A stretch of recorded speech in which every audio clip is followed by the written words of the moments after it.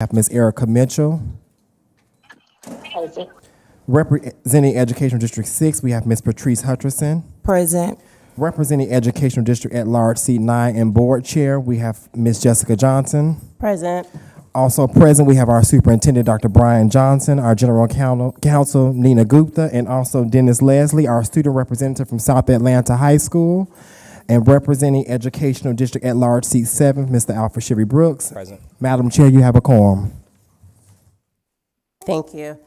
Now I will entertain a motion to approve the minutes from the March 2nd, 2026 board meeting and the March 13th through 14th two-day board retreat. So moved. I have a motion. Is there a second? Second. It has been properly moved by Board Member Zeff and seconded by Board Member McDonald. All in favor, say aye. Any opposed? Motion carries. Thank you. Is there a motion to approve the agenda for the April 2nd, 2026 board meeting? Motion to approve. I have a motion. Is there a second? Second. Okay, it has been properly moved by Board Member Mitchell and seconded by Board Member Zeff. All in favor, say aye. Aye. Any opposed? Motion carries. I'm going to turn the floor over to Dr. Johnson. Thank you, Madam Chair. This afternoon, we have three presentations that are aligned to the strategic plan. The first presentation is an update from Dr. Anya Payne, who leads our secondary curriculum instruction and our efforts to promote arts, world language, and enrichment. Our second presentation will be around prioritizing staff engagement and retention by our Chief Human Resources, Felicia Lester. And our last presentation will be about our monthly financial status from Dr. Lisa Bracken. Dr. Payne, we are ready for you at this time.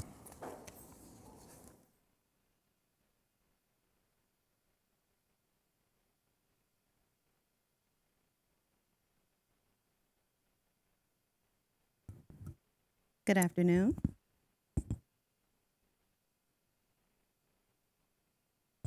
Okay. Board Chair Johnson, Vice Chair Zeff, and Superintendent Johnson. I am Anya Payne, Executive Director of Secondary Curriculum and Instruction.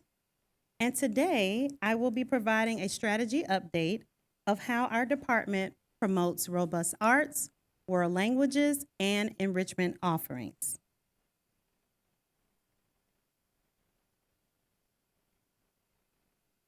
I serve alongside Dr. Sarah Erickson, Director of Fine and Performing Arts, Dr. Margaret McKenzie, Director of Multilingual Programs and Services, and Mr. Devon Jones, Coordinator of Health and Physical Education.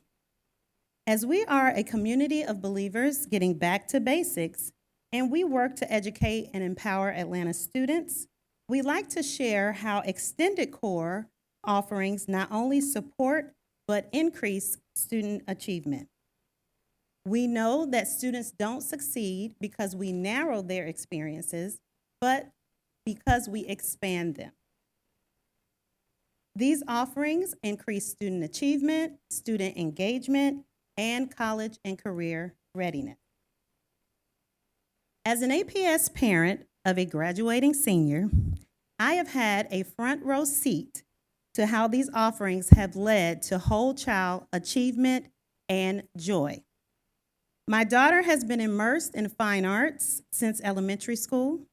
I have attended more chorus, dance, and theater programs than one can count.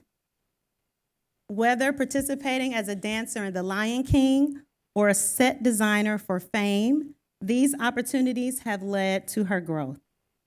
She is also a world language pathway completer and has participated and lettered in varsity sports, including volleyball, captain of the cheerleading squad, and an inaugural member of the flag football team. She is also a 200-meter winner for track and field. These experiences, coupled with her academic achievement, have led not only to college acceptances, but scholarship awards. What we do truly makes a difference. I would just like to take a moment to share some points of pride and some bright spots in our department. So whether our students are competing at the district, state, or national levels, Our students are not just exposed to opportunities, but they excel in them. They range from being finalists in their disciplines to obtaining diploma seals and performing around the city. As we are Atlanta's public schools, we leverage partners and expert trainers to provide teachers with certification and professional learning. As we work to spark student curiosity, to promote robust arts, world language, and enrichment offerings, we utilize the following strategies. We increase pathway completions by ensuring vertical articulation of course offerings, provide professional learning opportunities to our teachers to ensure high-quality instruction and innovation, and ensure readiness through global initiatives and partnerships. So our first strategy focuses on pathway completions. We are proud to share that 100% of our schools have access to fine arts, world language, and health and PE. This is at every elementary, middle, and high school. Our KPIs are connected to CCRPI, readiness from the Georgia Department of Education. They are comprised of two components. One is beyond the core, and the second is pathway completion. These metrics show that we are poised not only to meet, but exceed our targets. Our CCRPI readiness indicators at the elementary and middle school levels are determined by the enrollment of a student in at least one of the beyond the core courses and that they earn a passing grade. At the high school level, they must be enrolled, earn a passing grade, and complete a pathway. For health and PE, this indicator is only measured at the middle school level. It is not calculated at elementary or high school. While all students have access to courses in fine arts, health and PE, and world language through standards of services, school leaders work with Go teams to identify programs tailored to their community needs. As we look at the fine arts offerings, our students have a wide variety of opportunities to hone their creative skills. All of our elementary schools have at least 2 offerings, whether it is general music, visual arts, and/or dance. At the middle and high school level, they have up to 11 different course offerings. So I'd like to take a moment to highlight music technology. This has been fueled through grants from Save the Music and Music Education Group. These are in our feeder patterns of Douglas, Mays, Maynard-Jackson, South Atlanta, and Washington. These grants support equipment and professional development for our teachers. So we know that research says that it takes 5 to 7 years to obtain proficiency in a language. The success of our students is strengthened by the vertical articulation from elementary to high school. There is a connection between feeder patterns and the alignment of our language offerings for each grade band. So as you can see here, in each feeder pattern, we offer French and Spanish in every one of our feeder patterns, highlighting that CSK has an opportunity to learn from 5 languages. Also, in our North Atlanta and Jackson feeder patterns, we have our dual language immersion program.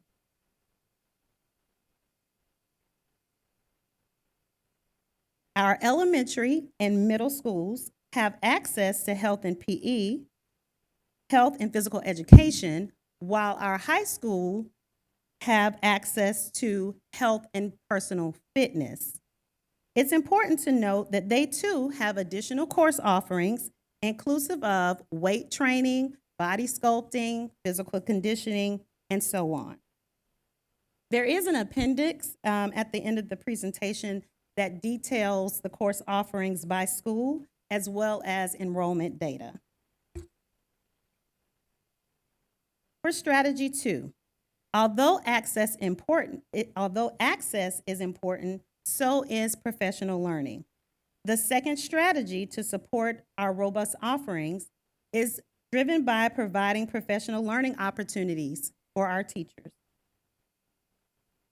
For fine arts, this year, we focused on engaging with our teachers with choice-based learning opportunities to optimize their personal needs and growth opportunities for teachers. The priorities this year focused on vertical alignment, planning K-12 feeder-wide community events, and during October, the staff were trained in interactive digital platform from the state called Velocity. This platform uses the science of reading to connect arts content with literacy skills. In addition to our community partners and experts, we have our own cadre of fine arts teachers who we utilize to provide professional learning opportunities, to provide strategies for student engagement. For world languages, professional learning focuses on increasing the capacity of our teachers to engage through the interaction with language. Using student engagement kits and classroom resources, as well as the book, 7 Steps to a Language-Rich Interactive World Language Classroom. The co-author of this book, Sally Barnes, provided professional development for our teachers and motivated them to increase student talk and language within the classroom. For health and PE, at the beginning of the year, we wanted to focus the alignment with our K-12 instructional framework, as well as unpack the health and PE standards. We wanted to deepen their knowledge of those. In October, we focused on explicit instruction and development of high-quality assessments. Through intentional partnerships, teachers also had the opportunity to develop their soccer knowledge and skills through USA Soccer. Our third and final strategy works to ensure readiness through global initiatives and partnerships. Thanks to the partnership with the City of Atlanta, on any given day, you can find our students on field trips being exposed to the arts throughout the city. We would like to highlight Paint Love, which is a nonprofit organization that promotes mental health. Hope Hill just finished a 5-part canvas mural that is currently on display at the King Center and will be installed in their gymnasium, capturing visuals of students' mindset through STEAM and global awareness. Preparing students for the global world requires exposure to experience outside of Atlanta. At this very moment, we have 36 students who have landed in France and/or Spain. This is through our APS Global Explorers program. We are in our 2nd year, and it is offered to high school juniors and seniors who have completed French or Spanish at level 3 or higher. This is an opportunity for an immersive experience.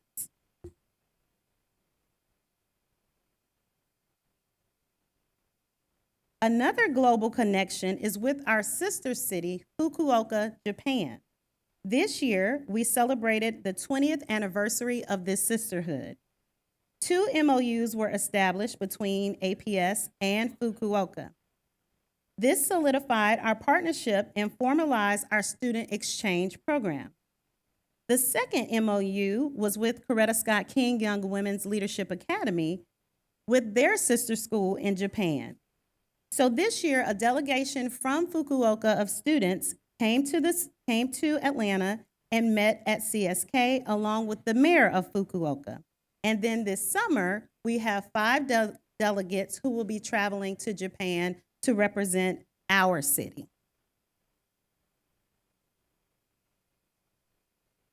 In our PE department, we have local, state, national, and international partners that support our health focus for our students.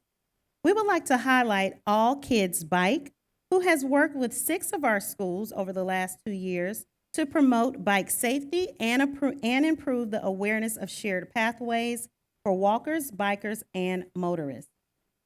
Our partnerships highlight the importance of everyone's involvement to support the whole child.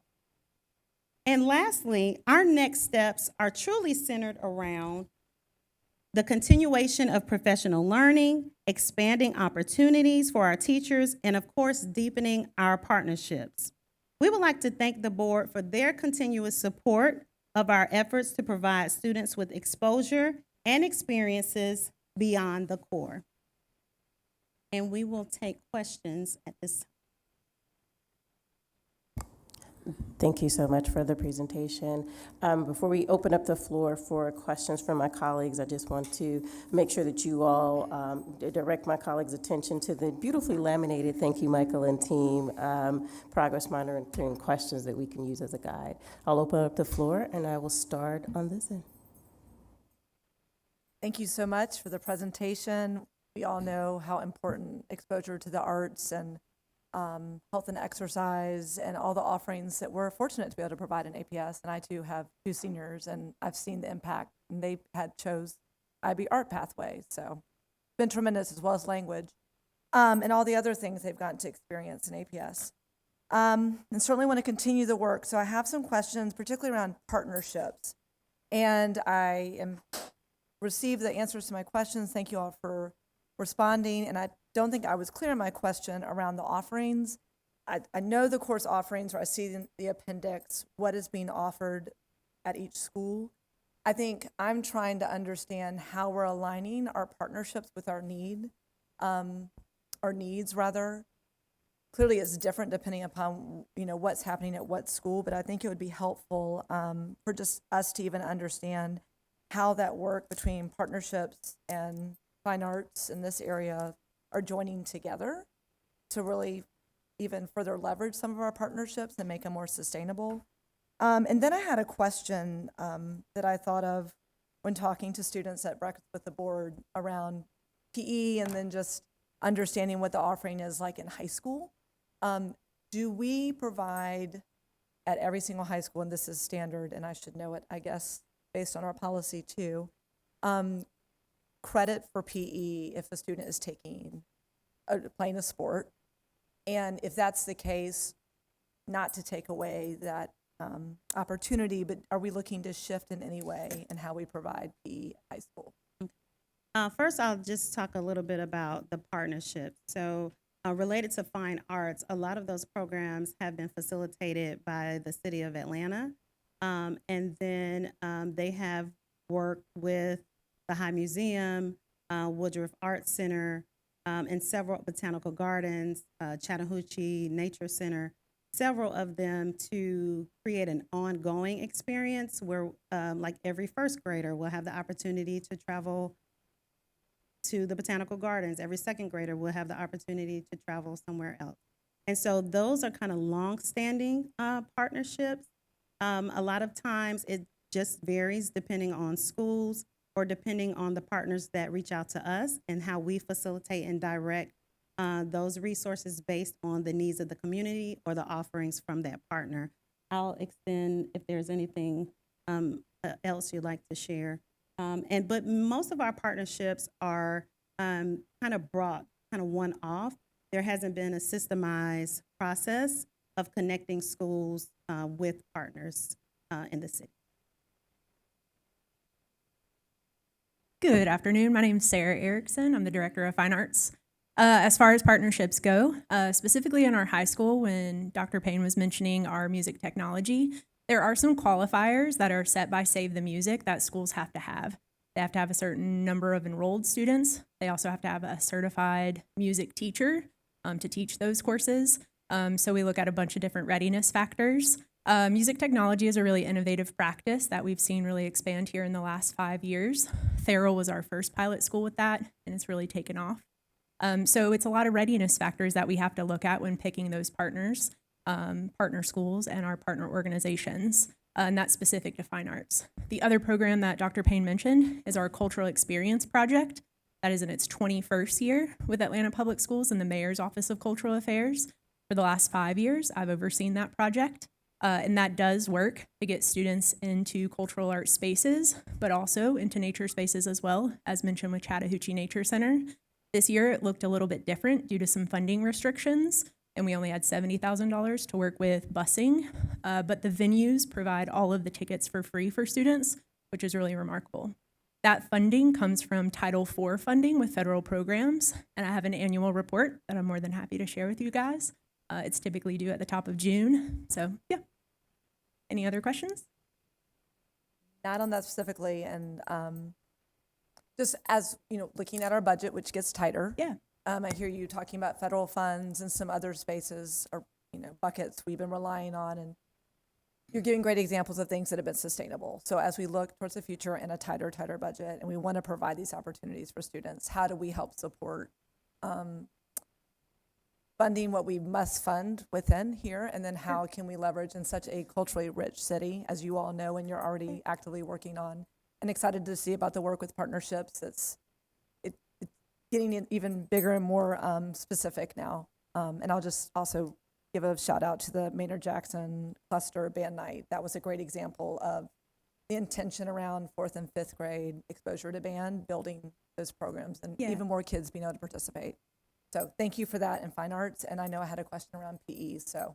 Thank you. And when it comes to the funding, we do look at that with partnerships and making sure that it's equitable for everybody. I'm not just going into these conversations saying, give us, give us, give us. There's like a balance in that duality of partnership, where there's a partnership where we're equally responsible for funding.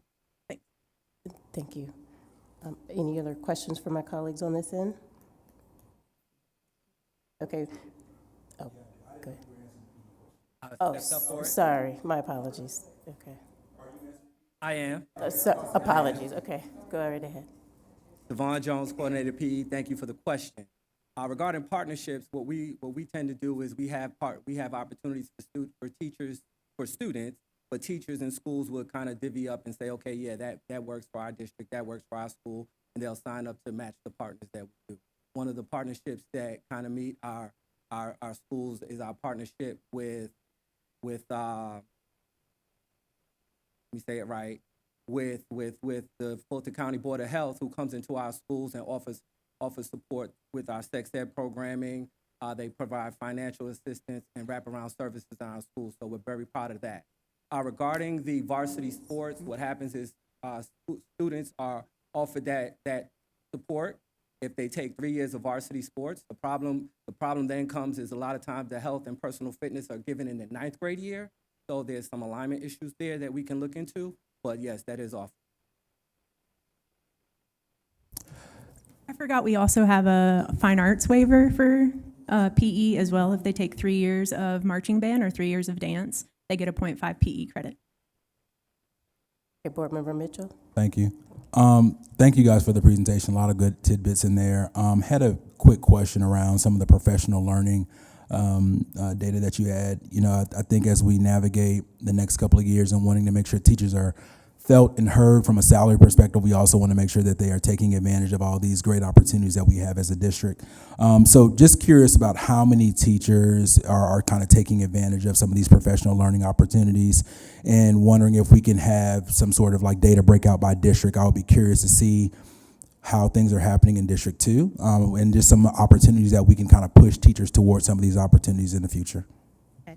Well, we do have district-wide professional opportunities, and that is in July, in October, and February, all of the teachers, so all of our health and PE teachers, all of our fine arts teachers, all of our world language teachers, they are immersed in those experiences. So some of the sessions are choice, some are mandatory and required, depending on the focus. Also, with world language, there is professional learning through monthly PLC support, where they are actually dispatched to the school. So we do have a hybrid model for both. Okay, no, thank you. I appreciate that. So given that, I'm kind of curious on, I'm looking at the CCPRI readiness indicators. Can you, and this is a new space for me, so can you give me some help me understand like why the drop off. Like there's like a huge staggering drop off. I mean, like I think elementary to middle school, like sure, but from middle to high school, there's a big dip there. So why is that, and like how can we help solve that going from middle to high school? Okay, I'll give you a general answer and then I'll let them respond based on their discipline.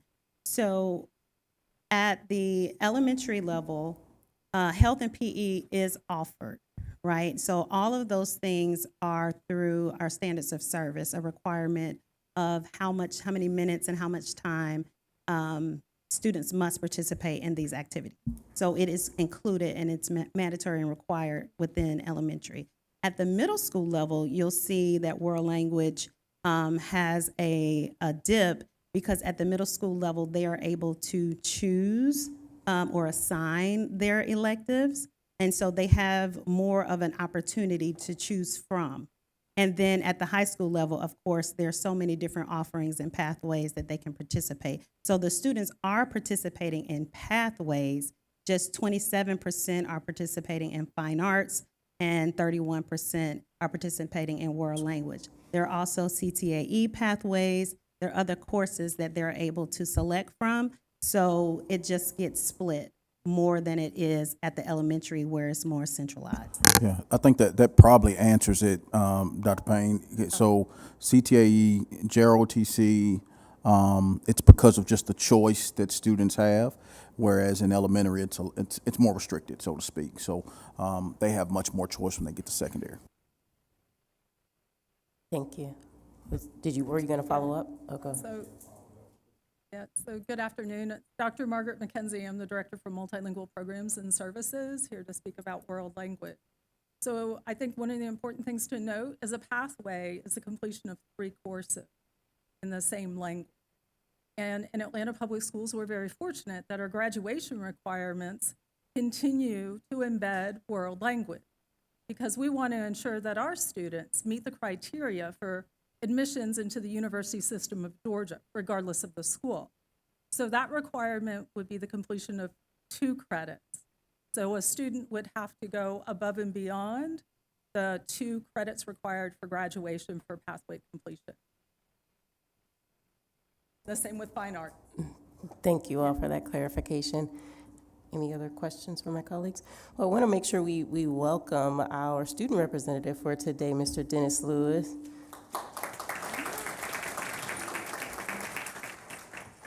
And we'll give you the floor if you have questions. Yes. Once again, I am Dennis Leslie, a sophomore. I am Dennis Leslie, a sophomore that attends South Atlanta High School. One of my questions for you is, at South Atlanta High School, we already have like programs like band, chorus, dance, theater music, technology, photography, French, and Spanish, and etc. But what is the district plan to make sure more students in South Atlanta cluster do not only sign up for these classes, but actually stay in them long enough to complete the pathway? That's a great question, and I'm going to do a double take. Payne, I want you to answer that, but I also want to hear a little bit from. I'm going to help you. We'll be with you, Lisa. He is at Lisa's school. Yeah, so Lisa can come talk as well. So both, yes, go ahead. Okay, so to answer your question, I think one of the strategies that we can leverage to ensure that students continue in that is to have more advisement, in-depth advisement with our counselors. So if you are able to connect with someone to discuss the pathways and discuss your future plans, your passions, then that way they can help facilitate and funnel into courses instead of a student deciding what they want to take. So I think that we have to kind of back it up at the middle school level before you even get to high school to develop a plan or a trajectory to help you provide you with support to make those critical decisions about what classes you should take or want to take or continue taking to be a pathway completer and how that will benefit you in the future. Good afternoon, and thank you so much, Dennis, for that question. One thing is also being intentional. So I know you know about the Youth Science survey that starts in middle school, and scholars participated, but actually working with our counselors to make sure we analyze the results and create an individual plan that follows you through high school and beyond. So one of the things, we're actually currently looking at the CTAE and the program in all schools so that we're intentional. So if you start, for instance, at Long Middle School, we have a continuation of services, not just through high school, but also beyond what goes on. Like I just left Clayton State University visiting their campus. So if you're interested, for instance, in allied health or the health pathway, it doesn't stop when you get to high school, but making sure, and we're working very hard to make sure that it is continuous, and also hearing the voices. So you may do the survey in 8th grade, but we know things change from middle school to high school, revisiting that with our counselors and reshaping your individual plan. So thank you. Thank you. I have one more question for you guys. But another question I had was, I'd like to hear from the district, what steps are being taken to make sure every student in Atlanta Public Schools have equal high level education? So like at North Atlanta, they got a lot of world languages. Why can't we bring that to South Atlanta? Or do we require a high level education as them? Or like, how is that being planned? So thank you, Dennis, for your question. I think one of the important things to note is, as far as world language program offerings, the language offerings are determined at the local school level. So I would highly encourage any students who are interested in expanding to let your principal know, let your community know, because we are able to offer 5 different languages at Coretta Scott King Young Women's Leadership Academy, because that was a decision made by local school leadership. Okay, thank you. So now I know I need to go check my principal. Gotcha. Yeah, you do, but I'm not going to absolve the district of responsibility, okay? Because I'm all about, yes, I've said in both seats. So absolutely to the principal, also fully acknowledging, and I think it's something that Dr. Payne alluded to earlier. We're in the midst right now, I don't know if our secondary counselor lead is in here, but we're in the midst right now of making sure that student interest, I'm gonna let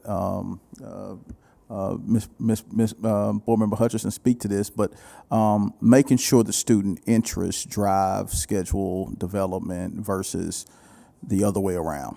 And so that's something I know I've had some conversation with Board Member Brooks around, just from a policy standpoint, getting the policy right from a board standpoint in regards to a standard of expectation, and not necessarily focusing on we're going to have 16 of these and 14 of these and 13 of those. Like, the student interest has to drive your master schedule development, or else you're building a schedule for adults versus kids. And so it is a structural issue that we're working through as well. And I will tell you, from North Atlanta to South Atlanta, East and West, we can get better at that. And that's something that we're laser focused on versus being focused on they've got 7 dual enrollments at one place and we got to add 8 APs over there. And then we got to, I'm really challenging our team to support the counselor, to support the school, and to help systematize the standard and expectation across the district so that you get the same experience.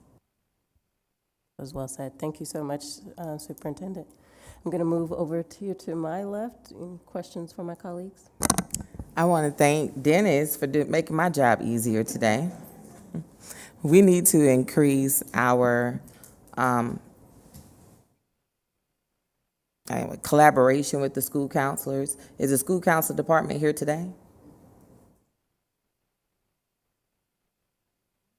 And it's okay. Education is a thankless job, and we're all working to do a better job. So my question would be, for the world languages, because I know our students are able to go in with the high school credit, are we doing which you probably are, I'm just asking.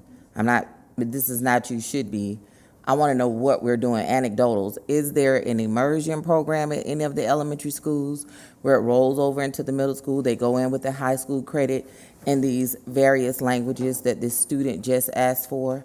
And I'm glad he's here because this lets me know the questions that I'm asking are the ones that we need to be intentional about, Dr. Hill. The anecdotals that help us as a district to be very detailed that this is what we're doing at this level for elementary, how it's rolling over in the middle school, and then they have vast opportunities in high school for life beyond high school. That's what school counselors do. So yes, Dr. Johnson and I have had many spirited discussions about school counselors and the need to be in these CTAE pathways to promote them properly.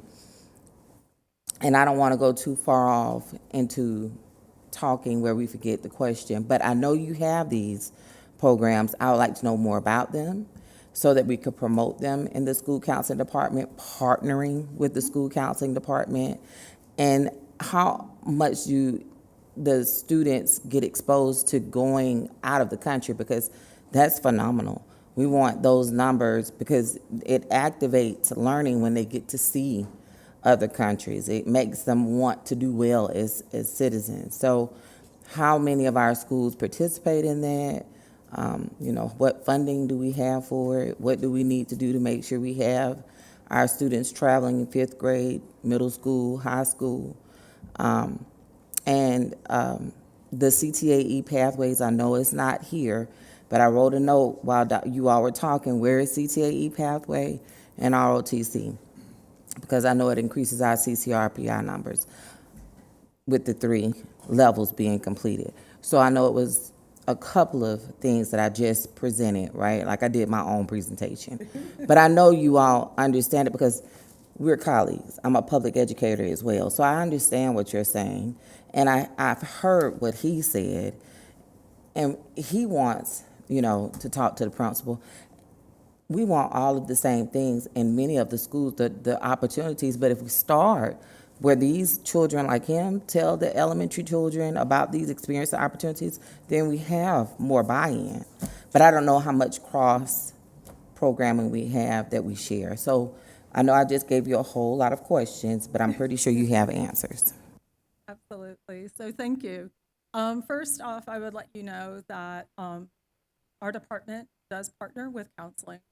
Actually, a member of my team goes to every single counseling meeting to ensure that we're sharing information about the opportunity for our students.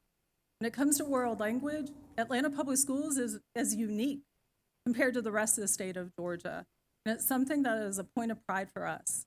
We are unique in that every elementary school provides a world language. That world language continues to middle school.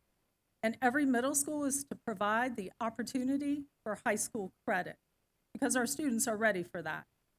And then that same language continues on to high school. So while an elementary school begins with only one language, the student has the opportunity to either continue that language or change to a different language in middle school. And then by high school, there are increased opportunities. So there is a clear articulation. You mentioned immersion. That's a separate program that we currently have in 9 of our schools. And at 6 of our elementary schools, it's Spanish. The students spend half the day learning core content in Spanish as well as English. That program is fully articulated to middle school. I'm proud to say we're up to 10th grade right now, where our students are continuing to learn core content in 10th grade. They learn world history in Spanish. And we have an entire pathway planned out for 12th grade. So we're currently up into 9 schools for dual language immersion. Trying to think of what other question, there were several questions there. Travel. So this year is our 2nd year for our APS Global Explorers program. It was an initiative, I know a number of years ago, before I was here, over 13 years ago, there were opportunities for study abroad. And last year, and it's 100% paid by the district, So it is in our general fund budget. And we partnered with a nonprofit company called Experitas, which helped us create a full immersion experience that over 10 days, students are completely immersed in the language and culture. And for 5 nights, they stay with a homestay with a host family. We're very excited that this year, between the two programs, that we have representation from every single high school. One of the areas on our rubric is prioritizing students who don't have a passport and who have never traveled before. We were able to secure support and partner with the U.S. Passport Agency to help our families navigate the system and obtain a high school a passport. For many families, it was the first time a member of the family has ever had a passport. So many of our students who are currently, I stayed up all night making sure they arrived in France and Spain. I met them at the airport yesterday, and they are currently in Barcelona, Spain, and in Paris, France right now. And Thank you. with additional support, our goal is to expand that program to every language that we offer in the district, all 7. Anything else? Thank you. My charge to you is that we make sure that the 5 that you just mentioned that were at the other school, that when he asks these types of questions, or students like him, that we are also introduce them to more than just Spanish, but the 5 that are offered. I don't know if it's Chinese or All whatever. 7. Okay. All 7. Thank you so much. Board Member Brooks? Yes, thank you so much for the presentation. Thank you to my colleagues for their questions. It took a lot of my questions out of the way. I had just a brief question about the equity of availability of fine arts and world language. I know that we offer them at every school, but I guess my question is, are we splitting delivery of any of these services across multiple schools? Is there any of that going on, and what can we do as a board to help further bolster that if there is some inequities in terms of availability? And also I have some questions about our fine arts focus on digital media and production. Back in my day, every guy in high school wanted to be a rapper, and in today's day, everybody wants to be a streamer. And there is a huge economy there for our students, and many of them are engaging in it already, but they're doing it without guidance, and they're doing it without their aspiration being academically legitimized. And that's something that I faced as a young person coming up in school, and I see it now with our students, that the careers and the things they're aspiring for, there's no one to teach you how to do it.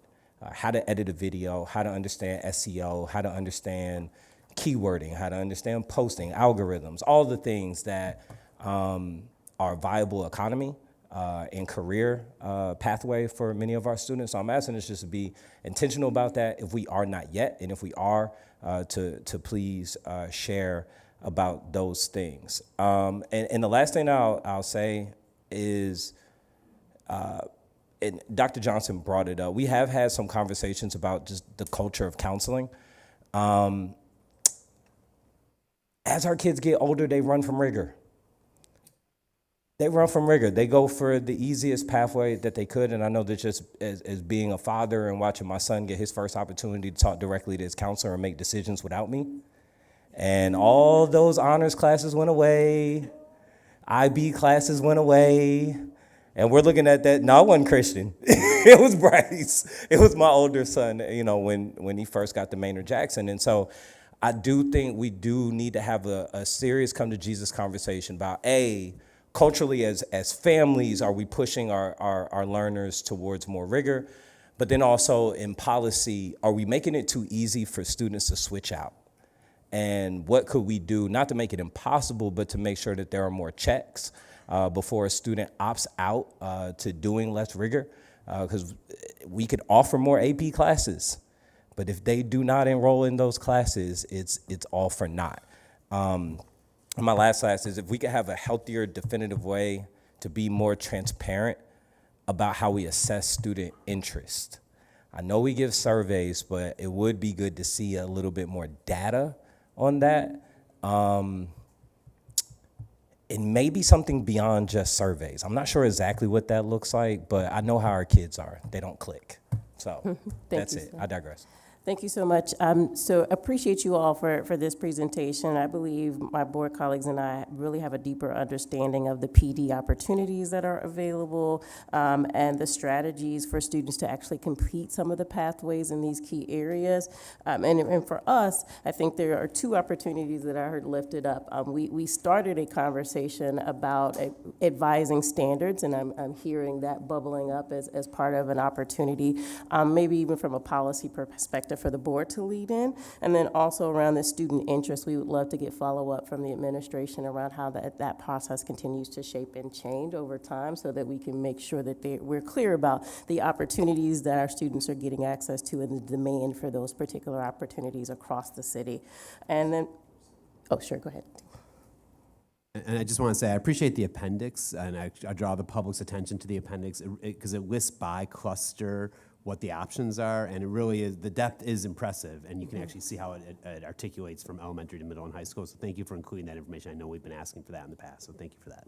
Thank you, Dr. Zeff. And then also just really good to hear about the pipeline of progression and continuation for students to have from elementary to middle and high school, and then of course ways that the board can continue to support the dynamic work that you all are doing. Thank you so much. Thank you all. Thank you. All right, Ms. Lester.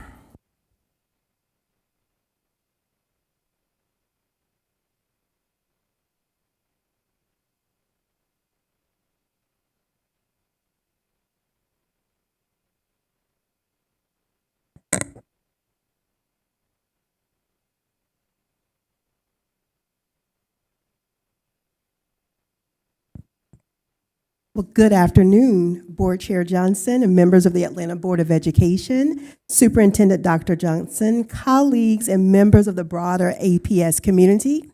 I am Felicia Lester, Chief Human Resource Officer for Atlanta's public school system. This afternoon, I'll walk you through how we operationally define engagement, how we measure it, what the data tells us, and what it looks like in practice through the lens of what are our own principles. We'll close with where we're headed and how we intend to sustain the momentum we've built for Atlanta's children. So, what is engagement? Engagement is the degree employees feel valued, supported, and connected to the APS vision. It goes beyond job satisfaction. It's an emotional commitment. Engaged employees believe in the purpose of the work, feel supported by leadership, have opportunities to grow and develop, and they move beyond and do go above and beyond for our students. APS invests heavily in developing teachers, leaders, and staff. Engagement is truly a force multiplier. The chain of impact is great. Strong engagement equals workforce stability. That's retention. Higher retention, deeper expertise and instructional consistency. And consistency, the goal, is better student outcomes.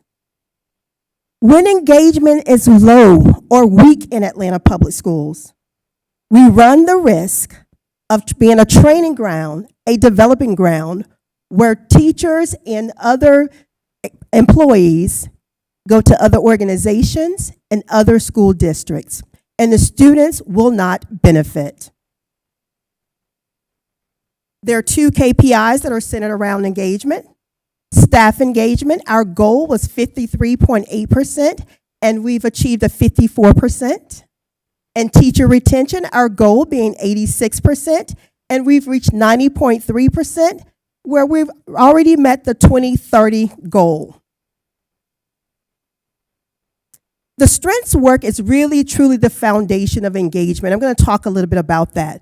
But I would like to pause and recognize APS as being awarded the 2026 Gallup Exceptional Workforce Awards for Strength.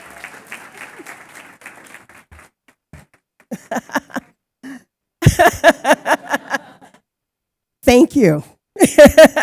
This award recognizes our district as a national leader in building a strengths-based workplace culture. We're in good company, APS. We are the one school district that actually received this award. Other organizations like Charles Schwab, L'Oreal, Southwest Airlines, and U.S. Bank. And so we are pleased to have received and are recipient of this award. We also want to thank our 30 strength coaches that really lead and support this work as well. The leaders who really believe in this body of work and implement those strategies, as well as Dr. Johnson and the boards for their commitment and investment in the body of the strengths. So again, strength coaching and the strength work is the foundation for engagement. What are my individual strengths? Collectively, how do I build as a team? And how do those strengths really impact student achievement? And so we start with developing our leaders and supporting our leaders. We support the leaders through really helping them to understand their strengths, their Gallup reports, using those reports to build strong action plans and implementing those plans within their schools or within the district office. We also facilitate team trainings to support our teams around strengths and helping them to understand how collectively those strengths build stronger teams and how do you leverage strengths to really get the outcomes that you need. And then really supporting our staff, and with our staff, understanding your individual strengths, understanding how those strengths impact your overall performance. So if you're interested in strengths coaching, there is a QR code on the screen, and we welcome you to book an appointment, and the team would love to come out and support either leaders, teams, or staff with how they can build on their strengths.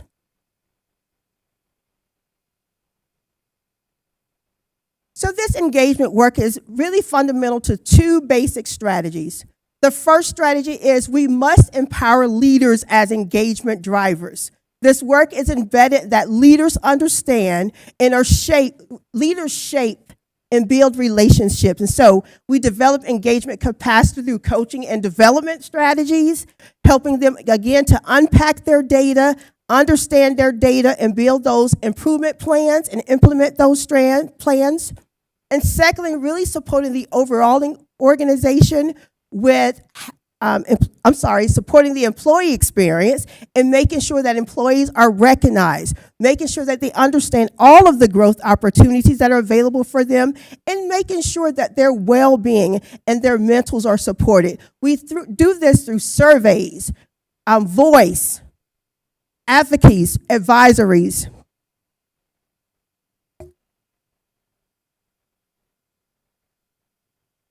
We measure employee engagement through the Gallup Q12 engagement survey. It's a list of 13 questions. The questions build on what are your basic needs. From those basic needs to individual contributions, again, your strengths. Moving from individual contributions to teamwork. Moving from teamwork to growth. And so when you kind of look at this, think about Maslow's for a second. Are my basic needs being met? How do I then contribute individually to the organization, collectively as a team? And then how do I grow in the organization? And so the more that an employee can say yes to these questions, the more they are engaged in Atlanta Public Schools.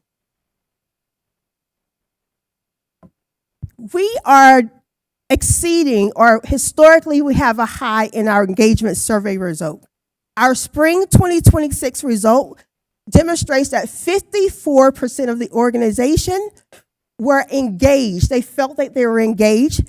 In comparison to when we started this work fall 2014, only 29% of employees were engaged. What that relates to in the K-12 database, there's about 130 K-12 districts in that database. We are doing better than 82% of other districts in the Gallup K-12 database right now. In comparison, fall 2014, when only 5%, we were doing better than only 5% of other districts in the database. And while we are excited that we're at the 82%, it doesn't stop here.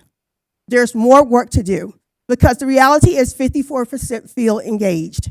And so again, we're going to talk about those targeting support for leaders. How do you unpack those action plans? How do you build very targeted support for your buildings, whether that's school or central office? And how do you execute? How do you listen and ensure that voice choice is also possible so that we can be amongst the highest beyond the 82%? So we believe that if we are intentional about engaging our staff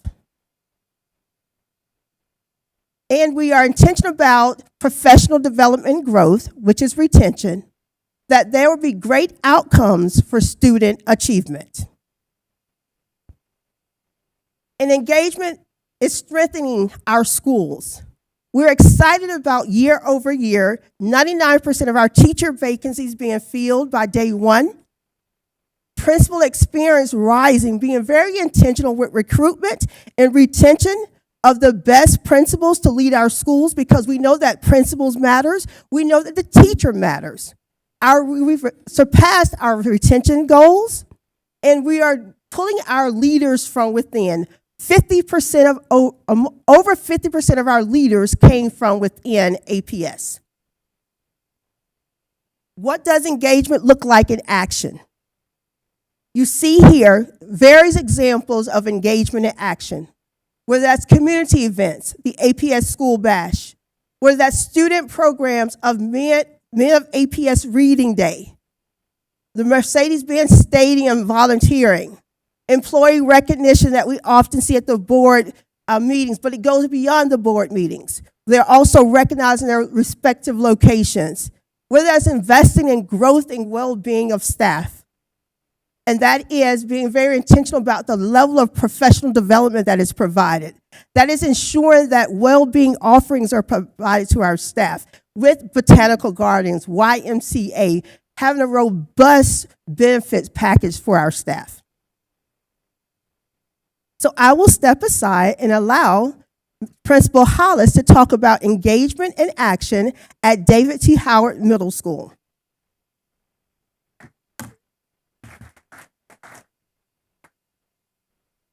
Good afternoon. I am Takesha Hollis, proud principal of David T. Howard Middle School, where I have served since January of 2023. I am honored to share how a strengths-based approach has helped grow our data that should be reflected on the slide. Okay, no problem. When I arrived at Howard, formerly Inman, we were experiencing low trust and high turnover amongst both staff and students. I partnered with a strengths coach to intentionally leverage my individual strengths to rebuild relationships and reestablish a culture of collaboration. Together, we developed a strengths profile for our school community and used it to engage staff, students, and families. What quickly became clear was that our community needed transparency, a voice, and meaningful opportunities to participate in decision-making. That became our focus. Through structured collaboration, targeted coaching, and consistent communication, we built a shared language for how we best work together. This helped to restore trust and strengthen teaching and learning across the school. In my first few months, I hired 42 staff members for the next school year. Within 1 year, staff retention increased from 57% to 85%, and we have sustained that growth. In 2025, David T. Howard was the only traditional public school in APS to earn a 5-star climate rating with the state. We also raised our CCRPI attendance above 90%, increased content mastery by 5.8%, and improved staff engagement. In practical terms, this means our teachers are aligned, supported, and clear on expectations. Our students feel a stronger sense of belonging, experience more consistent instruction, and are excited to come to school. This work demonstrates that when we intentionally align leadership, culture, and instruction through a strengths-based lens, we can accelerate outcomes and improve the overall experience for both staff and students, even during the most challenging years of middle school. At David T. Howard, we have built a school where strong teaching, trust, and belonging drive results for every student.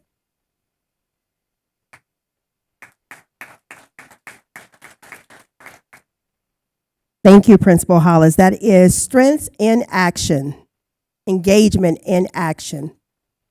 That leads us to our next step.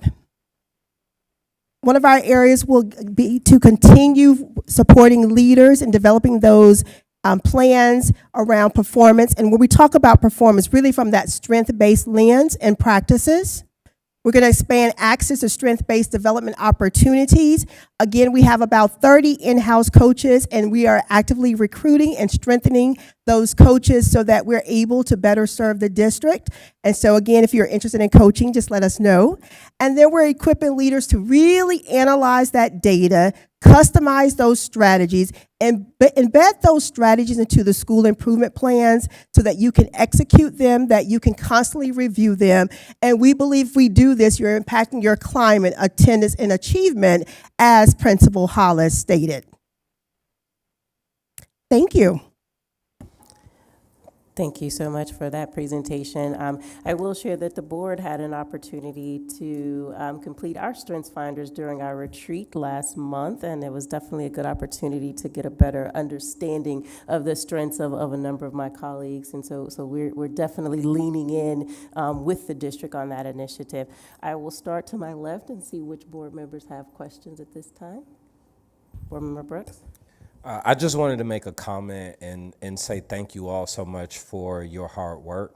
As an educator, we hear conversations all the time about the teacher shortage that exists throughout the country. And I always say that there's not a teacher shortage, there's a teacher value shortage, there's a teacher compensation shortage. Yes. And APS has seemed to check the boxes on those, and we are in turn seeing positive outcomes from it. I really appreciate your tie-in to student improved outcomes, tied in with our improving our retention of our educators and being able to retain more experienced educators. So thank you all for your work. Thank you. Thank you. What is the name of the principal from Howard? Ms. Hollis, Takesha Hollis. Dr. Hollis. Ms. Hollis. Dr. Johnson, how can we get Ms. Hollis at District 6? District 6. District 6. It's open season, but I defer to the principal. Ms. Hollis, middle school, you have earned your wings in heaven. Yes. During Holy Week. Middle school has got to be one of the toughest jobs. Yes. I don't even have an ending Yes. to that sentence. But to see, is this, you said you've been there since 2023. January, yes, and mid-year. Isn't that wonderful? And was this an increase? I just love this anecdote. I want more like this. This is one. What did you do? Met with Travis Norvell, who's my strengths coach. Who is that? Right there. Oh, okay. And then Ashley Lane is our strengths coach for the school, and just leverage my personal strengths. I'm deliberative, restorative, strategic, analytic. Missing one. Achiever. Yes. Yeah. All that sounds really So, wonderful. I just leverage It those sounds to me things. that they really like you and respect you as a principal. And I just want to say thank you for what you're doing. We would like to emulate that, Norval Vale, of all of our schools. Because if you can do it at a middle school, and I know Ken won't let you go now, but we can do it at all schools. It's wonderful. And I'm so glad you started with that award. That was wonderful. It lets me know we're doing great things in this district. I need you in District 6. Let's talk after. Okay. Looking at our think time, Ken would we like wanna- that too much. Sorry. See if there's questions to my right. Thank you so much. Thank you for this presentation, and thank you, Ms. Hollis, for doing wonderful work at David Howard. We don't make HR decisions up here. That happens from the fellow in the middle. But you inherited a school that was struggling, and you did great work. I had a question about the data on the slide 9. It says question 12. Is this the answer to question 12 on the previous slide, or is this the answer to the bottom question of how satisfied you are as a place to work? Are we just seeing the data for question 12 here? Good afternoon. I'm Dr. Ashley Lane. So this data on this slide is not for a specific question. It's the overall percent of engaged over each year that we've been doing the survey. So that's what this slide is. So it's just a general assessment of how engaged our staff is. Yes. That's helpful. I mean, I think, and just building on Board Member Brooks' comment, teachers leave, when teachers quit, they're firing their boss. And the Page data, our friends at Page tell us it's because of work conditions. Compensation matters, but compensation becomes more acute when your work conditions, when you're dreading Mondays. And so how do we, or I guess my ask to you all, and this I think is a path you're on, is pouring into our principals, because our principals set the tone and administration set the tone for the building. So I guess you outlined a few strategies here. I mean, when I look at this slide on the list of things that we're working on slide 12, I don't see principals there necessarily. I know that you have lots of things that you're working on, but my ask is just that we can't go anywhere without our principals, and our principals are the most accountable people in our system. We need to pour deeply into them. I know you're all working on that, but I would just say keep up the good work. Yes, thank you for that. I would like to share that as a subgroup, principals have one of the highest engagement levels in the district, and that is evident of the supports that they receive and from growing, sharing their voice, all the things. So I will say that we are really intentional about engaging principals in this work, because we do know that you're absolutely right. The more the principal is engaged, the more that their staff and students will be engaged. And so we're happy to note that as a district, our principals are generally highly engaged and one of the higher subgroups on engagement. Yeah, I would just echo that and say they're very, very, very engaged. Ms. Hollis is laughing back there. Every Friday, we spend 30 or 40 minutes and they fill it up. Hollis usually takes about 5 to 7 of them. I'm sorry, I didn't mean to.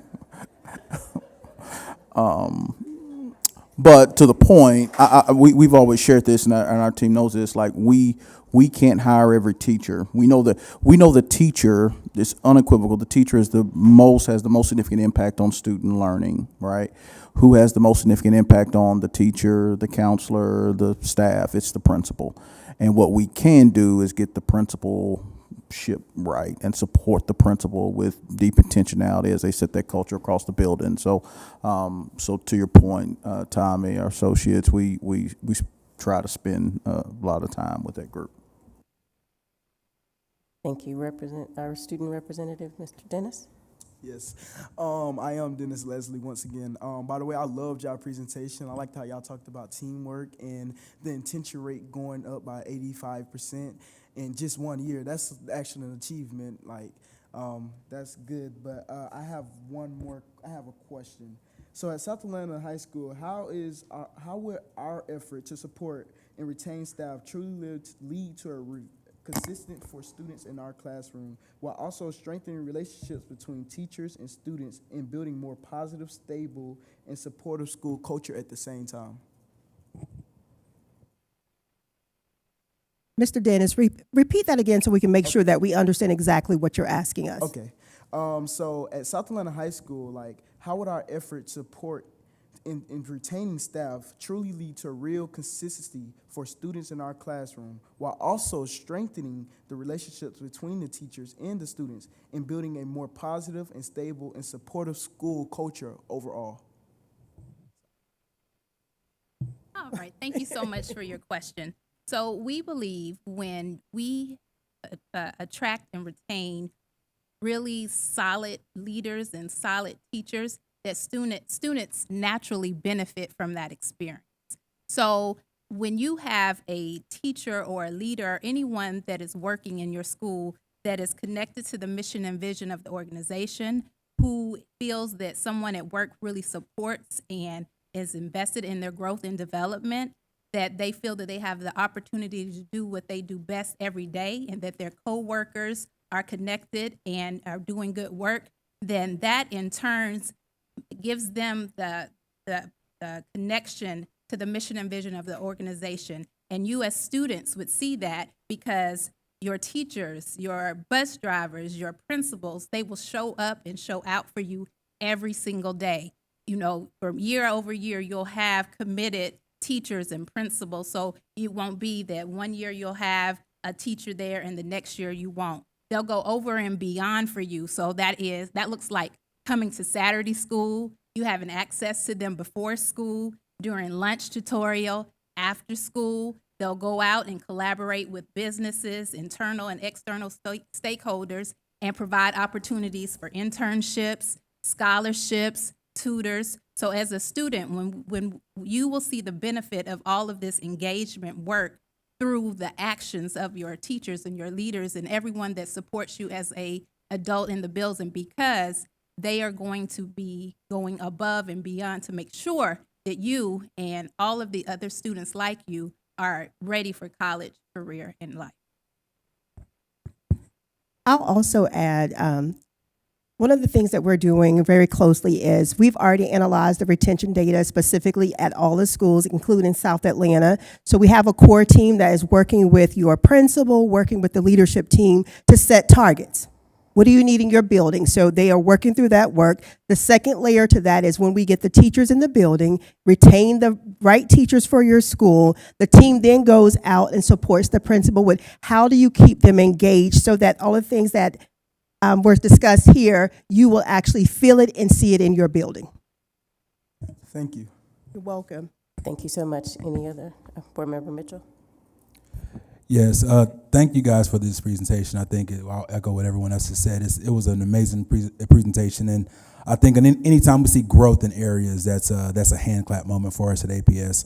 I'm going to dig in the data a little bit here. So, I noticed that if we look at that's the KPI slide 4, the baseline 24-25, we have 34% gap between engagement and retention. As we look at the actuals in 25-26, that gap has increased to 36%. I'm just wondering, how are we being intentional about closing that gap? As I look at the goal for 2030, that gap would be 35%. So I'm just wanting to make sure that we're looking to kind of shrink that gap in a measurable way as we look to make strides and increases as well. So in that question, I would just like to hear what are we doing different? It sounds like we've done some amazing things. As we look forward, what are some of the things that we'll be doing different to kind of help shrink that gap a little bit? Yeah, so again, one of the things that we're doing is the team comprehensively is working with schools. So we have a talent dashboard where schools can see all of their data.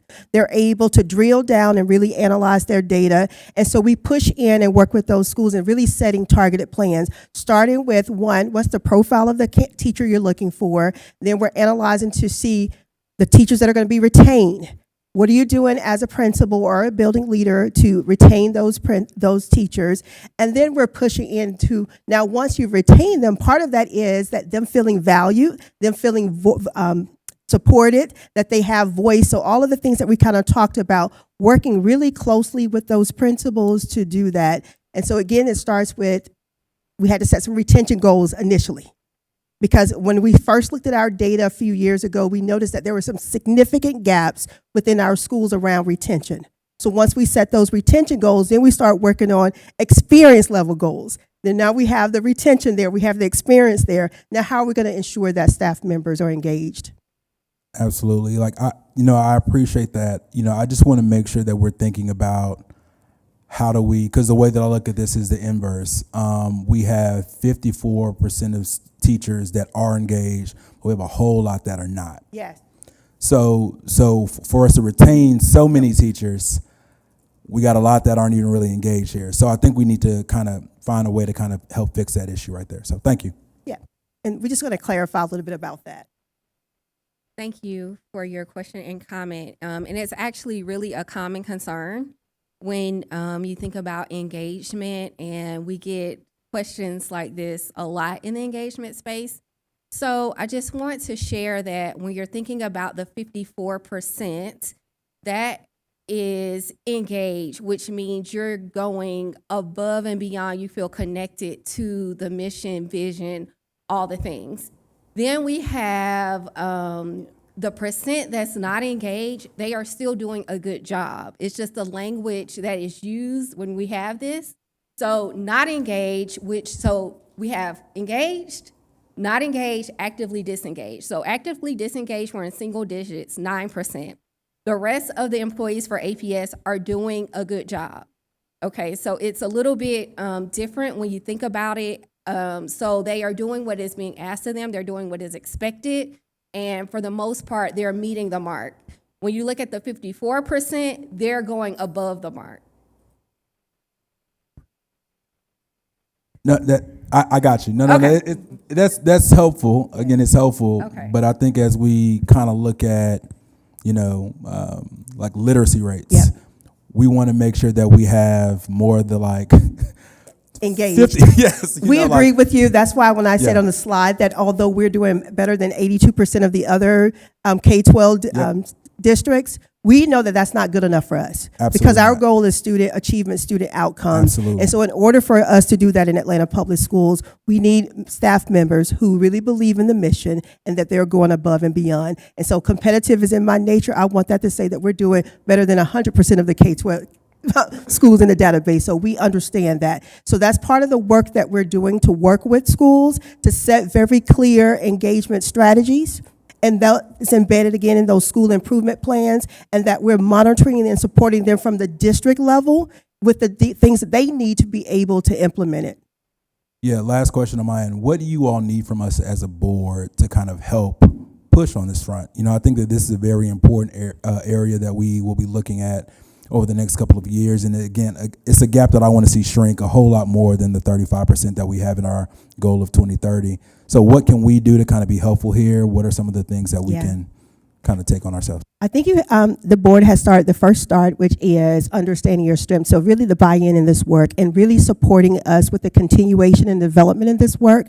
So continue to just support us in understanding the need to have engaged staff, continue again with the strengths-based work and supporting that initiative. Anything we want to add? But really it's the support around it. It is really the support around this idea of engagement and how that could possibly play out with student achievement and just the overall support. Thank you. Really quickly, picking up on what Board Member Mitchell was talking about, the follow-through on the survey and staff filling out the survey, and of course, the support from Superintendent Johnson with principals, and just the culture I see as really supporting open communication. And I had asked in my questions, which I know will be provided to the rest of the board, what this circling back is like on the survey results. And I appreciate the answer you all gave. If you could just touch back on that real quickly. Like, how do you circle back in a more comprehensive way based on survey results you're getting from teachers throughout the system and staff? I'll start it off and I'll let the team fill in any gaps that I have. So once we got the engagement survey data, we had calls where principals and leaders could come and really understand and unpack, what does this mean for my building? There we kind of highlight in your schools, like, how do you read the report? How do you set those strategies? And so the team will be going out to schools to support, working with the associate superintendents, working with schools and academics to really support schools in having very clear strategies that ultimately they're going to build in their school improvement plan. And so as a district, we will be supporting, providing resources and monitoring that And so I'll move and see if there's anything that we need to add to the circling back.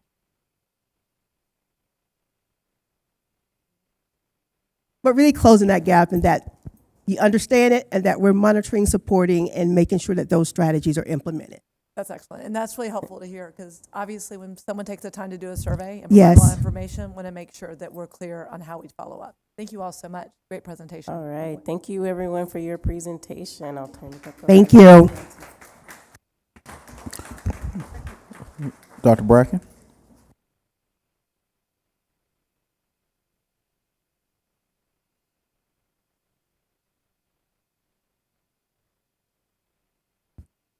All right. Good afternoon, Board Chair Johnson, Dr. Johnson, members of the board. Today I'll be presenting 3 topics related to finance.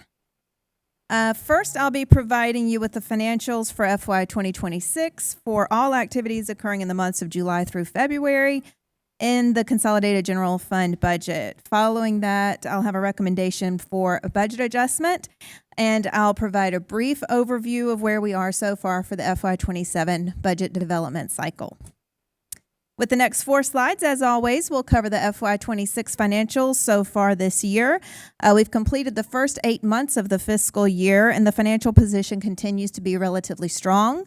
Although we are still watching local collections, specifically from Fulton County. It's lagging just a bit. So far, we have collected about 83.94% of the total resources budgeted, with local collections at 94.17%. State at 53.57, and other at 47.75. We're currently tracking slightly ahead of pace for revenue collections overall, although you can see a little behind in local as compared to this point in time last year. And last year by March, we had collected a total of 84.5%. This year, we're slightly ahead of that at 84.79. On slide 5, we see the budget to actual expenditures so far for FY26. We've currently spent 61.81% of budgeted allotments, and spending in all functions is appropriate for this point in the fiscal year. This slide shows the current spend against last year. By the end of February, we had spent 60.49% of our total budget. This year, we're slightly ahead of pace at 61.81%. We continue to see that overspend in other compensation categories such as overtime, subs, stipends, and hourlies, and we're working directly with those departments to address those concerns. Details financials can be found in Agenda Item 9.2. We have one very important budget adjustment to discuss with you this month. As part of the governor's recommended FY26 midterm budget, the state has funded a $2,000 appreciation stipend for certain eligible employee groups. For Georgia school districts, the state is providing $9.9 million to APS, and we are bringing that state adjustment this evening for your approval. However, APS is recommending extending that stipend to all employee groups for an additional cost of $7.2 million. These funds would come from fund balance and would provide the additional $2,000 to all employees not covered by the state, and even include a partial stipend for eligible substitutes and hourly employees. The total impact to the budget is $17.1 million. The proposal would increase our current proposed use of fund balance from $13 million to $20 million, and decrease the percent of fund balance to expenditures from 12.3% to 11.7%. This is still $54 million more than our fund balance floor, but $43 million from our targeted fund balance of 15%.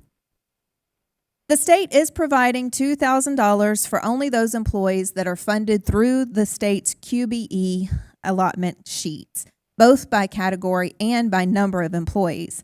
While any additional funding is very much appreciated, this means that we're receiving funding only for the categories listed here and only for the number of employees by category.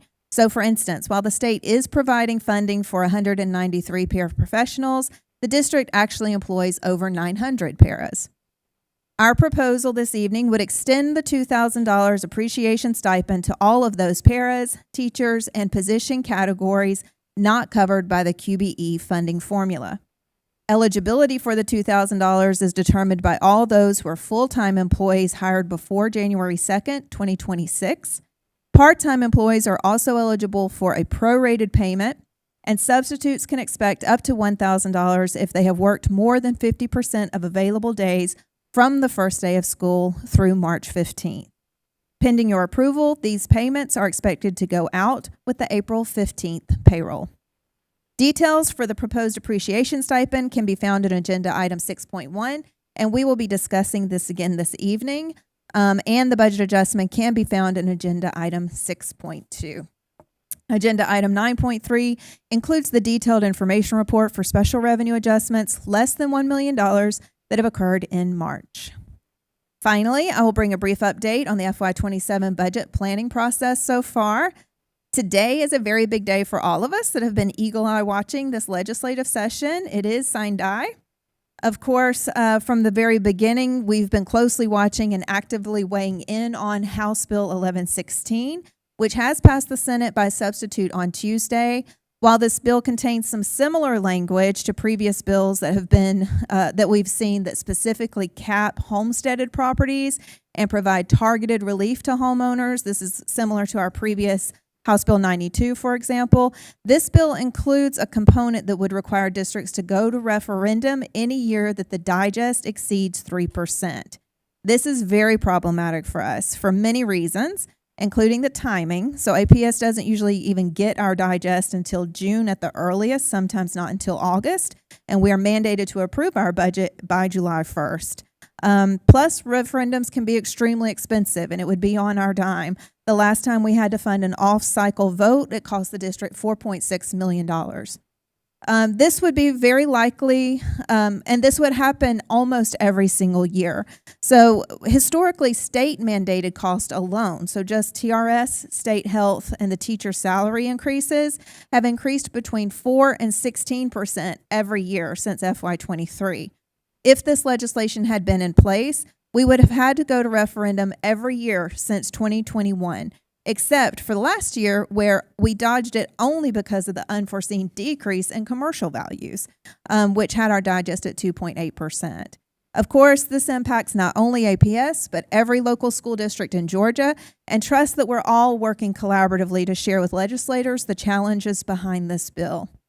Meanwhile, we are also rapidly approaching the conclusion of the FY27 budget development cycle. We are scheduled for a Budget Commission meeting on April 16th, where we will present our balanced FY27 budget proposal for all funds by function, object group, and strategic initiative. You'll also hear from HR regarding compensation history and proposals, and some of our non-general fund departments, including school nutrition and federal programs, in support of the strategic plan focus area, We Are Caring for Every Child. We'll bring the full budget for tentative adoption to you in May and then hold 2 virtual information and feedback sessions. These will be on May 5th and May 12th for the community. The May Budget Commission is currently tentative and will be scheduled only if we need that before the final budget, which will be voted for on June 1st. That concludes my presentation. I'll take any questions that you have. Thank you. I'll start. Any board member Howard? Thank you, Dr. Bracken. And since I will not be here for the business portion of the meeting, I want to state my full support for the $2,000 increase and $1,000 throughout the system. Thank you for the preparation, being ready for that. Also points out, I mean, clearly we need to do restructuring as a district to best, use our funds to support staff, but the QBE needs to be updated. It's a great example of that. Also just realities and looking at the additional pressures that are coming, obviously at the state level. Thank you for monitoring and our team so well. 1116. Also, I mean, that's the cap. It also is proposing shifting around fund balance. Yes. I saw that. Could you speak to that just a little bit, and if we even think that might come up or continue to be in the bill as passed? Yeah, so the bill has been through so many iterations. I'm not exactly sure what's in there right now, but at one point, it actually allowed districts to carry additional fund balance, so it would remove that 15% cap. And I think the idea is that you could build up more fund balance. So in these, because what we've been told, and I don't understand how this gets implemented, I don't understand how any of this gets implemented, But when we have shared our concerns around the timing of the referendum and how do you go to the public to approve for revenue in the year that you're already executing on, we've been told that we would just have to eat that in the next year's budget. All that I can think of is that means you just collect the revenue you're allowed to collect and fund balance picks up the rest. I don't know how that actually gets carried out, which might be a reason that they would allow districts to carry a higher fund balance, maybe like a carrot in a bill that's filled with sticks is what I'm thinking it is supposed to be. I mean, I'm kind of seeing that.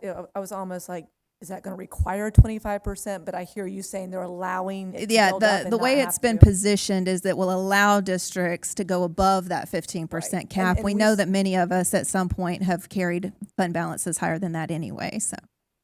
And clearly we want to have more in our fund balance, Right. particularly now.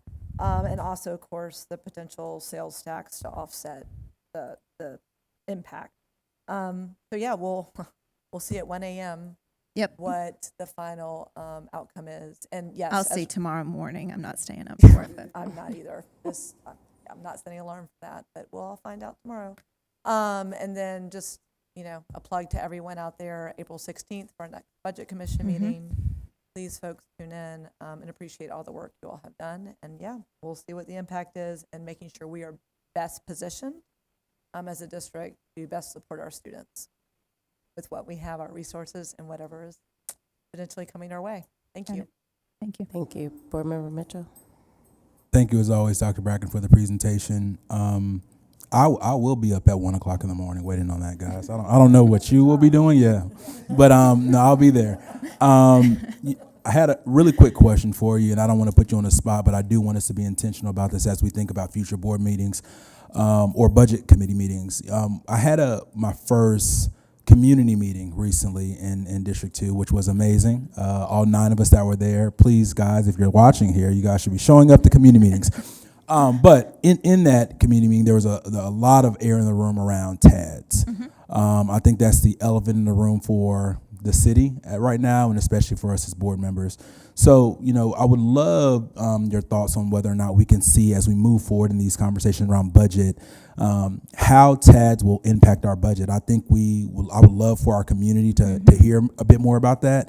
So is there any way that we can kind of implement that into some of our budget conversations as we move forward so we can better just kind of, figure out what our position is as we kind of navigate the next couple of months where this is going to be a real issue that we have to undertake, especially considering all the other implications that could happen with the legislative session and some of the movement that we may see tonight. So just a question there and wanted to hear some thoughts. Absolutely. So we're already starting that even internally in the district. So senior cabinet got a nice lesson on Monday about TADS and the history of TADS, how they function, how they work. We've talked about TADS forever, but really getting into the nitty gritty of how they work and where they have worked well and where they don't necessarily work, not just in Atlanta, but they're called TIFs in other places, TADS in other places. This is a funding mechanism that's not just unique to us. So we started that education rollout. I think we're still planning on meeting with principals at some point to kind of educate a little bit there. We're working with communications to put together some more information, short, easy to, I get in the weeds, I speak finances. And so, just making it so more palatable so that people can understand the impact to us, how they can see directly how it impacts their tax bill, where their tax dollars are going. So we'll be doing a lot more information around that. But yeah, the elephant is in every room I kind of walk into right now because it impacts every decision we make. Just exactly back to the fund balance decision, right? As we are going to look at using $7 million additional dollars in fund balance, it'd be nice to know when I might have additional dollars coming in to help restore that. Especially in parallel to watching this legislative cycle where we know property values are going to be limited and capped, right? Or that there's still that potential of that going forward. And so we're seeing rising cost, we're seeing caps to revenue, and we're seeing this kind of unknown around access to existing funds and when we might have that access. And so, yeah, I think education is absolutely the first place that we start, and I really appreciate all the work that the team is doing to help us get that word out. No, absolutely. I think it's important that we kind of tie these strings together. And we've had a lot of conversations that are budget adjacent, but it's like, as we talk about TADS, as we talk about fund balance, as we talk about school closures and how we look at next steps there, I want to start to draw a line through those issues so community can better understand where we are. And I think that will be really, really helpful. I know I've had some emails from some external folks asking for some resources from their end to help them understand what our position is there. So I think that would be very appreciated as we navigate forward. Thank you. Absolutely. There should be, I believe, Nicole, on the district website under budget, there is a TAD, I believe, drop. It's going to be live soon. Yeah, Okay. so we've built that out, and I think that we're just waiting to release, to open it up, but it's got tons of information on it as Because we wanted to add some key considerations and messages. So I think one of the real opportunities is just education around a tax bill, in particular if you're in a TAD. And so finance put the brakes on me if I get this wrong, but take the Perry Bolton or the Beltline TAD. They're at 87 and 89% respectively. I may have them reversed, but their increments are at 87, 89%. So I think the example that's used is on a $300,000 house. If my assessed value is $140,000 and $1,400-ish is about what's on the bill for Atlanta Public Schools, in reality, if I'm in one of those two TAD footprints, only 140 of those dollars are coming to Atlanta Public Schools. And so we have, a real opportunity, we know, to make sure, let's just start there, because I know one of the questions I've received is, like, okay, you're closing, you all are closing schools. Are you going to reduce our taxes? That's a real live question that we get. So I think to your point, Board Member Mitchell, threading all of these things together becomes like really important to help tell a coherent story. So that folks understand what the trade-offs are and what it means as a byproduct of all those things. So we are chasing that. Thank you. Board Member Zeff. Thank you, Dr. Bracken. As always, I share Katie's support. I'll be missing the business meeting too for Passover, but I think we're doing the right thing. We have to. It's called Governor Kemp's $2,000 contribution to teachers, and we give the governor appreciation, but he's paying about 60% of the bill, I believe. So it's Dr. Johnson and Governor Kemp's. And Governor Kemp's. It's the board, because y'all are taking into consideration. But you're going to have to figure out how to make it all work. And so I want to give you credit because I think you've earned it. I did have a question about HR 114. So like Board Member Mitchell said, it's going to stay up till 1 o'clock. It's kind of reverse New Year's Eve. It's like dreary, but we're right there to it. And the irony isn't lost on me that in one hand you have the Early Education Act where we're getting more resources, and then we're having this other at the right hand saying, but we're taking resources from you too. That's not lost on me. What do we think the implications would be to get this to the governor's bill, or implications is the wrong word. Is this require a referendum to pass? Will this come back before the voters? Do folks understand? We say the rate of inflation, but healthcare costs are going up above the rate of inflation. And this one doesn't even have rate of inflation. It's 3%. Right, or 3%. So 3% is sort of an arbitrary numbers. And we'd love to make, if for some reason this does get through the legislature, we'd love to make our case to our families that 3% is an arbitrary number. Does this go before the voters again, or? I need to check that. I actually don't know the answer. Again, this has gone through a lot of iterations, and I start getting it confused with SB 382, which has kind of been rolled into, or components of it has been rolled into 1116. I don't know off the top of my head, but I'm sure that somebody will text me while I'm standing here and let me know that.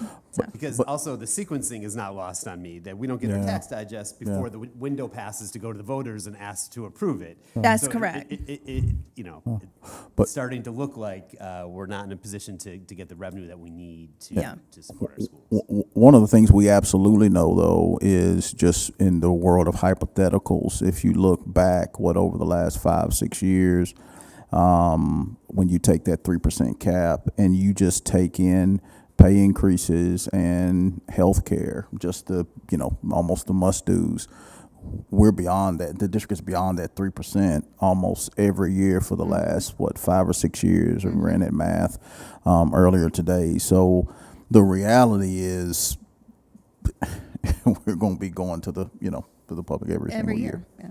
Yep. Thank you all. Representative Dennis Leslie.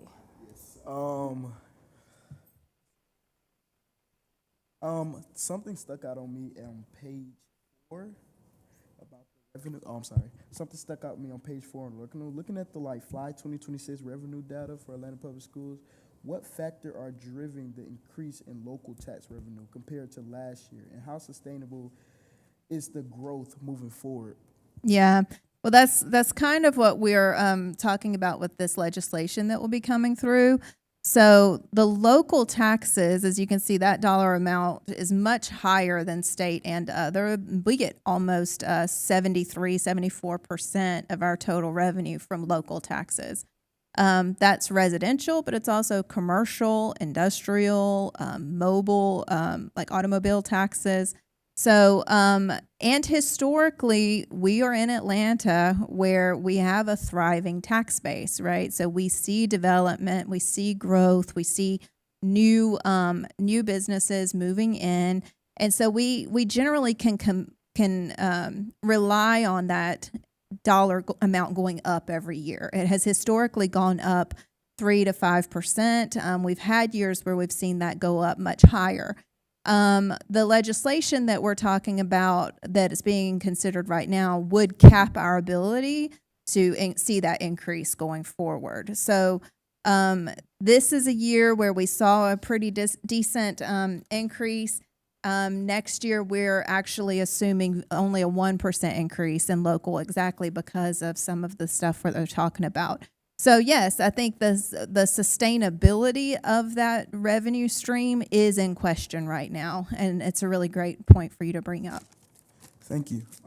Sorry, I have one more question. Absolutely. So, as a student, like at South Atlanta, we hear about a budgets and big numbers a lot, but not always what they mean to the students. Yep. So how can APS explain the part of budgeting that's most directly tied to the students' achievement, school climate, and opportunities that the school it can provide for South Atlanta and just other schools out there in APS? No, it's an excellent question. And it's one that we are, we're constantly trying to find the right way to answer. It's just like Dr. Johnson did with the tax bill, right? Where we can take it from the billions of dollars that we're talking about that we might get in to just, this is how it impacts you and your tax bill, right? So our hope is that we can kind of boil that down onto a per pupil level. A lot of times we'll present our information like this is how much we're spending on a per student basis. And we can say, well, this is how much we spend on transportation per student. This is how much we spend on athletics per student, on direct instruction, on school administration. And that is a way that we're hopeful will help it make it a little bit more digestible and a little bit easier to understand. Were you going to say something? Yeah, I think I want to be clear what I think, but I feel like you're asking, though, is more along the lines of how do you feel it as a individual student in your building, right? Yes. How does it affect the individual students? So go back to your earlier question that you posed to. I'm using one of your questions as an example. The foreign language arts conversation that was going on earlier. When you talk about more options, more coursework, more opportunities to access that coursework, whether it be on campus. I know Ms. Hill was talking about Clayton State, whether it's transporting to your closest post-secondary institution. That's the way. Those are some of the ways you begin to feel more of that budgetary impact. I would also say I've got a clear through line on this message, and I'm gonna just keep banging it as well. Just in reality, how intimate a relationship you have with your advisor from the standpoint of your college, being able to actually spend time with that individual, because they have caseloads of I don't know what it is in your building. The national standard is 250, but most of your counselors probably have 300 or 400 students, right? So how much time are you getting to spend going through what your course trajectory is? All those little things become a part of the experience that's how the budget plays out, should play out at the student level, and how you should feel it. Thank you. You actually kind of answered the question, my other question I was going to ask. But thank you so much. And your presentation was awesome, by the way. I loved it. Great, It actually thank you. stuck out to me the most. Oh, good, thank you. That's sweet. Yeah. All right, That, kudos. all that means, Lisa, he wants to make. He gonna make a lot of money, and like he just saw them numbers. That's really- Appreciate that.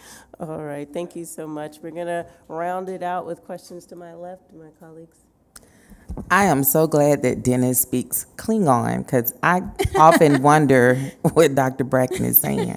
But You are not the only one. but I'm getting it. I'm starting to get it more. But I'm gonna use him as my interpreter moving forward. But Dr. Bracken, I missed you last month.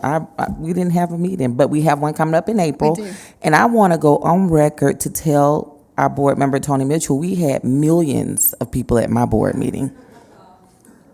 It was standing room only.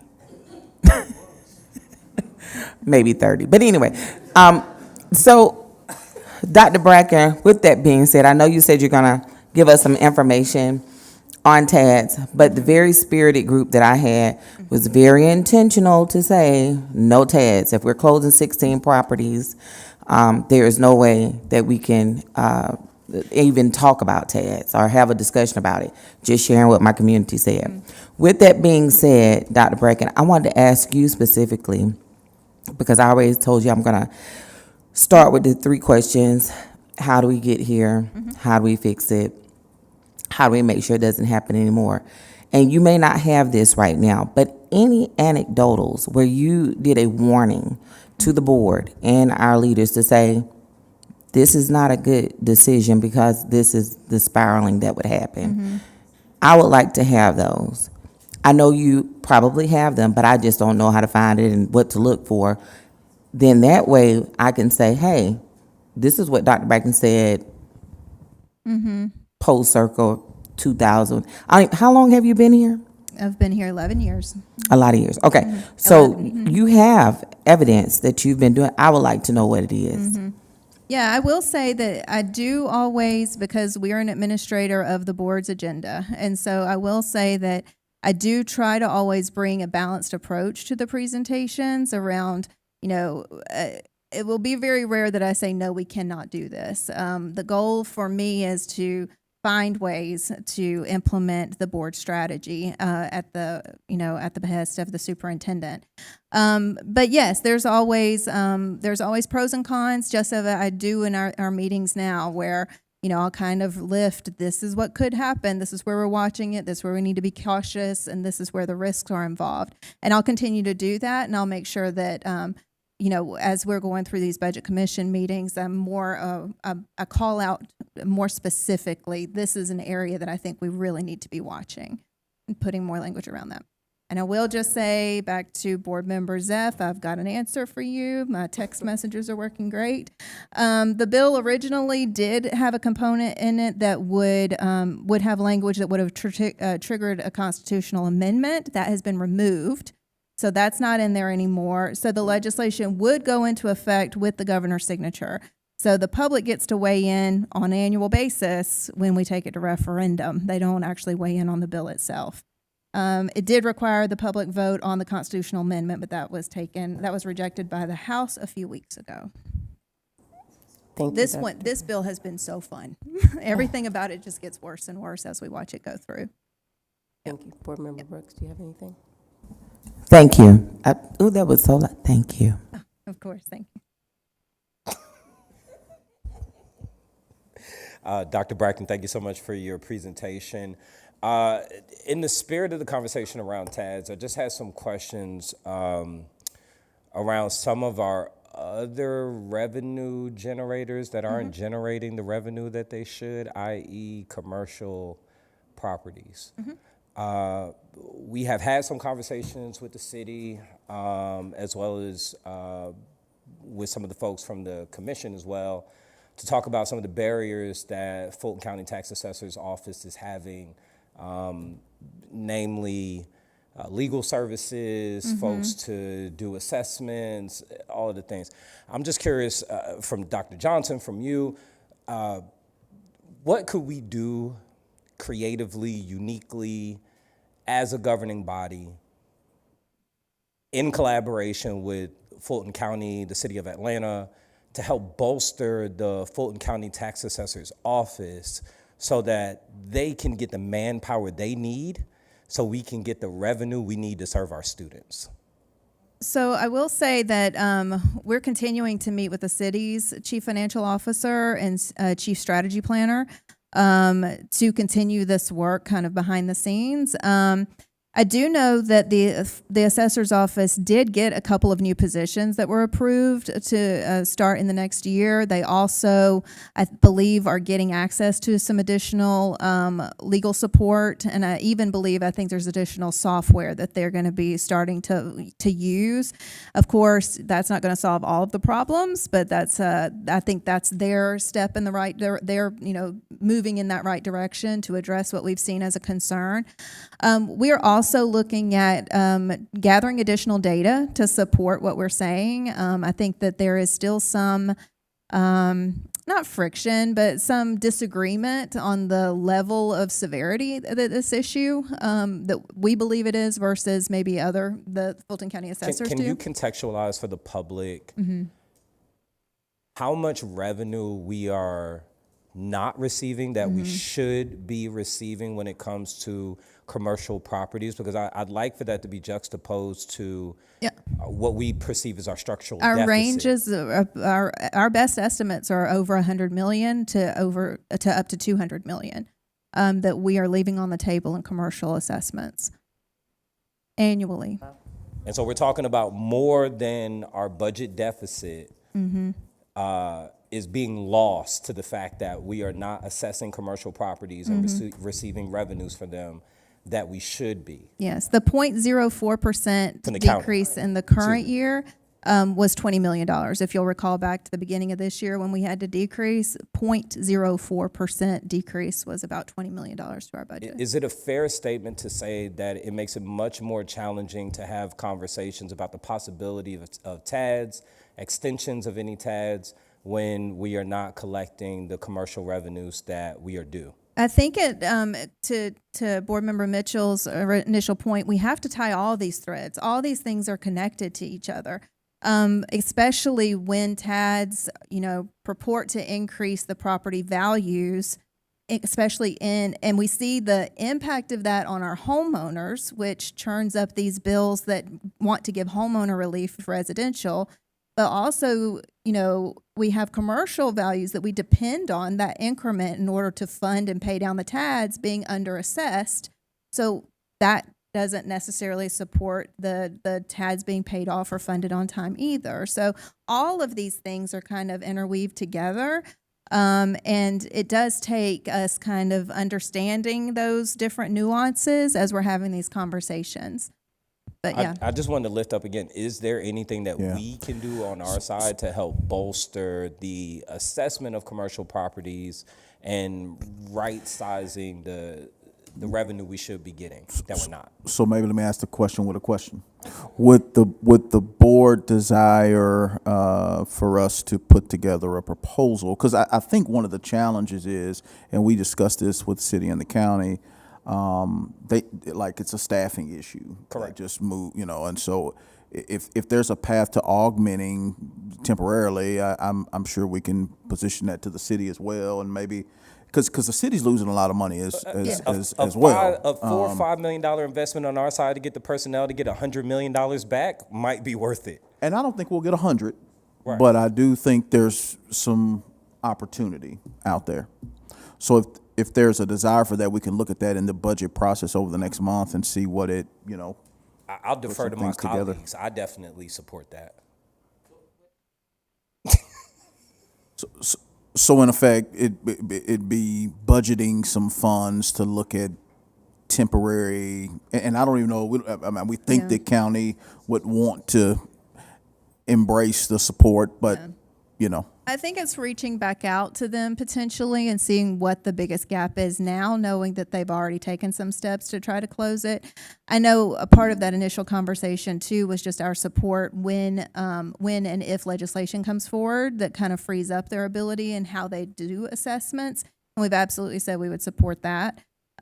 So I think that let us follow back up with where those needs currently are. But I know that the city also, they also shared that desire to get this corrected sooner rather than later.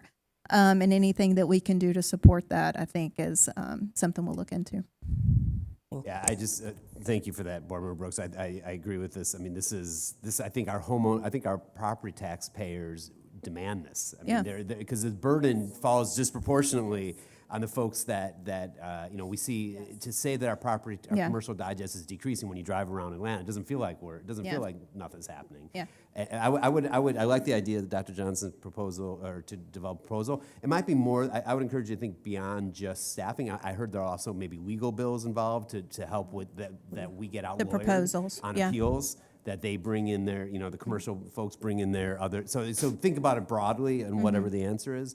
But yeah, I mean, it's I think there's a lot of interest among the three governing bodies to get to yes on this. Okay.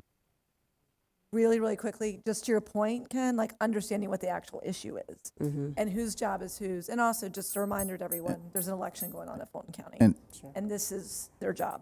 So And there- understand we have a role and the city does, but really understanding what the issue is. And there may be some legal stuff too. Correct. All right, so very healthy conversation. Thank you so much, Dr. Of course. Bracken. So I'm going to use your terms where you said tying the threads together. And so what I heard from my colleagues was a follow-up on the request around just like the resources, the one-pager, so we can educate our communities and be diligent in talking about TADS from APS perspective, along with key considerations that we want to share out with the public. Also wanting to look at what's happening with the commercial digest and what ways the district can lean in. And it feels like we're building a collective momentum around really having more significant input from APS and maybe even linking up with the city to identify opportunities to right-size the commercial property taxes specifically. And then the last thing I got from the presentation is that Board Member Tony Mitchell's hosting a midnight watch party so we can see how some of these policies come out at 1 a.m. Thank you all so much for the presentations. Madam General Counsel, is there a reason for the board to retreat into executive session? Yes, Madam Chair, the board needs to discuss student discipline, personnel, legal, and real estate matters. Okay, is there a motion to enter into executive session to discuss student discipline, real estate, and legal matters? So moved. I have a motion. Is there a second? Y'all don't want to meet? Second. Oh, thank you. Second. It has been properly moved by Board Member McDonald and seconded by Board Member Zelf. All in favor, say aye. Any opposed? The ayes have it. Thank you so much. Meeting adjourned.